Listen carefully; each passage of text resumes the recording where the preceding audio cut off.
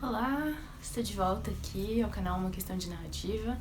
Eu sou a Nicole e hoje eu vou falar um pouquinho sobre roteiro audiovisual.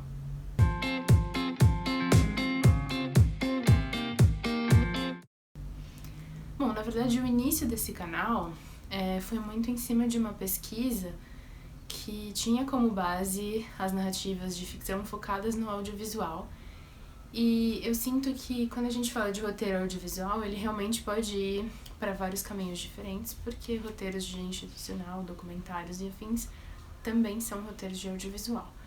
Mas nesse caso eu vou focar mais para os filmes narrativos, né, como são chamados, os filmes de ficção, que foi muito a base e o entendimento de um evento que eu já conheço há vários anos, que teve há poucos dias a sua 10ª edição e que é uma iniciativa bem bacana que acontece em São Paulo e é aberto para as pessoas, independente de serem da área, de estarem estudando, para quem é curioso, tem vontade de se conectar mais, pensa em estudar nessa área, é um ótimo momento, porque tem um viés em algumas das palestras e das atividades mais acadêmico, em alguns outros tem exercícios, experimentação, varia bastante de ano a ano, mas acho que principalmente para quem tem vontade de estudar ou já tem contato com a área de alguma forma, mesmo que esteja afastado há algum tempo, é bem legal.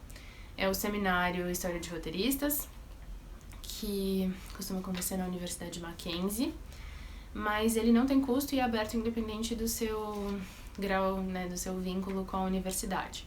Esse acabou de acontecer, então o próximo será em 2020, assim como também vai acontecer um encontro de uma rede que trabalha com narrativas audiovisuais. Ainda não sei a data exata, mas parece bem bacana a proposta. E eu pude acompanhar um pouquinho só esse ano, porque realmente foi um período bem corrido. E uma das palestras que eu consegui ver foi sobre a história do roteiro. E é uma coisa bem interessante da gente parar pra pensar, porque geralmente isso não é muito comentado.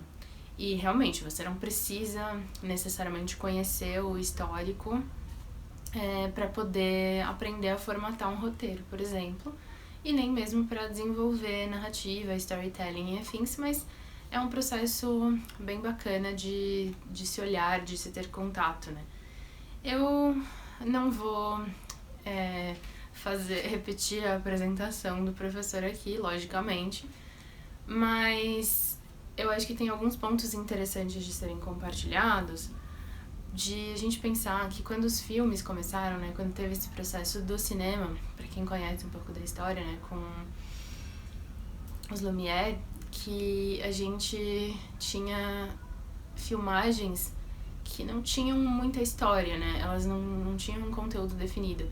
Era para você registrar em movimento uma ação que acontece no mundo real, porque a câmera era uma novidade e a questão de você simplesmente poder demonstrar aquilo para as pessoas, né, que estavam acostumadas ainda só com a fotografia, que tinham toda uma outra relação com a arte, com os equipamentos, já era algo que tomava toda a energia das pessoas naquele processo.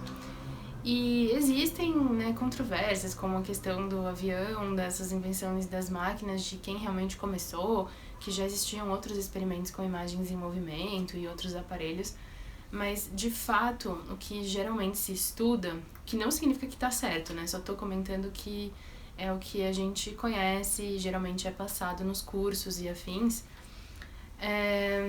que teve esse processo, e aí foi com o Méliès que houve o início desse olhar para contar histórias, né, de você usar uma certa magia, essa ilusão que o cinema proporciona, de você criar sensações de que algo estava acontecendo, sendo que nunca aconteceu, né, porque assim como a mágica, você desviando o olhar das pessoas de certas situações, ou você brincando com a montagem, né, dos quadros cinematográficos, você consegue fazer parecer que algo simplesmente apareceu num lugar, ou que houve uma explosão, ou que uma coisa foi de um canto para o outro num passe de mágica, porque você consegue brincar com a estrutura que o vídeo, né, ou no caso o filme, te proporciona.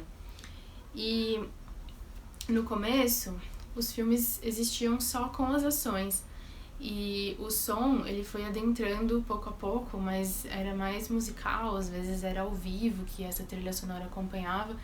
Em geral, essa noção não existia ainda, né? Não era audiovisual, porque a gente não tinha muita parte do áudio e demorou um tanto para chegarem os diálogos mesmo. Mas antes dos diálogos existirem, já existiam aquelas cartelas que aparecem, né, no meio dos filmes, narrando alguma coisa, seja a fala de um personagem, seja uma passagem de tempo, alguma explicação de narrador, e alguém precisava ficar responsável por escrever aquilo, por pensar em como seria aquilo, e depois, pouco a pouco também, em descrever as ações que iam acontecer para que a equipe soubesse o que poderia ser filmado. E aí depois foram surgindo os diálogos, a estrutura de cinema como a gente conhece hoje, e ali a gente começa a ter uma importância desse documento, né, que é o roteiro, para diferentes funções. Então é interessante a gente pensar qual que é o papel dele mesmo. Porque quando você escreve, por exemplo, para a literatura, independente do formato, assim, se vai ser um conto, se vai ser um romance mais longo, uma série, é esse o produto final que vai chegar pro seu espectador, né, pro leitor, da mesma forma que se você também escrever poesia ou mesmo textos que não sejam de ficção, sim, ele vai passar por edições, geralmente é importante que tenha o olhar de mais de uma pessoa, mas de toda forma o produto final é o próprio texto. No caso, o roteiro, não. Ele até pode chegar nas mãos das pessoas depois, mas geralmente é para as pessoas verem qual foi o roteiro daquele filme que elas já assistiram, e geralmente também vai chegar para as pessoas que estão na área de audiovisual e têm interesse em ver como que aquilo ali foi produzido. Mas, em essência, o documento ele não tem função de ser a obra, mas ao mesmo tempo ele é a descrição basicamente completa do que você vai ver. Então, é como se algumas pessoas dissessem, eu tenho o filme inteiro na minha mente, agora só falta fazer. O roteiro é esse guia completo. Tecnicamente, você tem que ver o filme ali nas páginas. Só que o que vai acontecer depois, né, ou como que aquilo vai ser encenado, como que aquilo, quais vão ser os cortes e o que vai acontecer naquela edição, se vai ter algum efeito especial, a maneira em que vão ser colocadas as falas, a trilha sonora e tal, tudo isso vai ser o caldo que vai acontecer depois que você tiver essa obra mesmo. Mas, em essência, o documento do roteiro é onde tudo aquilo está colocado. Só que ele não é o documento que é entregue para o espectador final, porque a questão aí é que a pessoa assista o produto com todos os componentes, né? Já com a música, com os atores, com os cenários, com as coisas. E então o roteiro não é escrito para estimular necessariamente a imaginação e encantar as pessoas como na literatura. Ele é feito de uma maneira relativamente técnica para que cada profissional dali, seja o diretor de arte, seja o ator, seja o produtor, saiba exatamente o que precisa fazer de acordo com o que está listado naquele documento. Para quem não sabe, basicamente existe uma equivalência, principalmente na lógica hollywoodiana e no que se estuda, em que o número de páginas é o número de minutos, que cada ação tem que estar exatamente descrita e também cada coisinha tem que estar especificada, assim, se é um som over, off, se tá na câmera, se não aparece, enfim. Então, só um panorama aí, bem resumido. É interessante quem puder ter mais contato com isso. Tem 2 filmes que foram indicados lá, que são uma essência de como que funciona a dinâmica do roteiro, que é o Sunset Boulevard, o Crepúsculo dos Deuses, e o 8,5 do Fellini. Existem outros que tratam desses assuntos também, mas foi mencionado o como essencialmente o que se precisa conhecer está presente nesses 2 filmes. Eu acho bacana para quem tá na área de audiovisual, principalmente cinema, e quem quer trabalhar com roteiro, que assista os 2.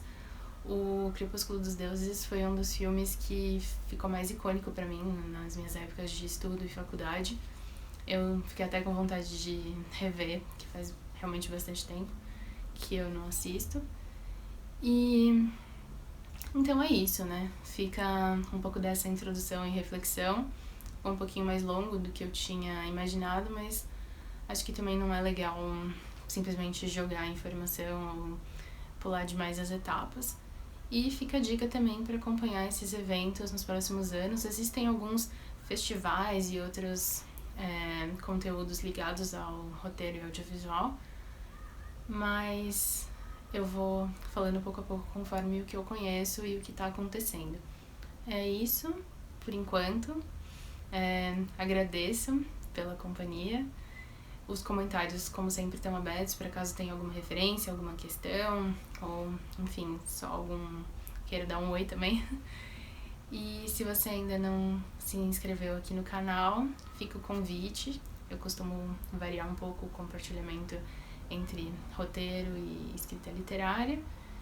E é isso. Até a próxima!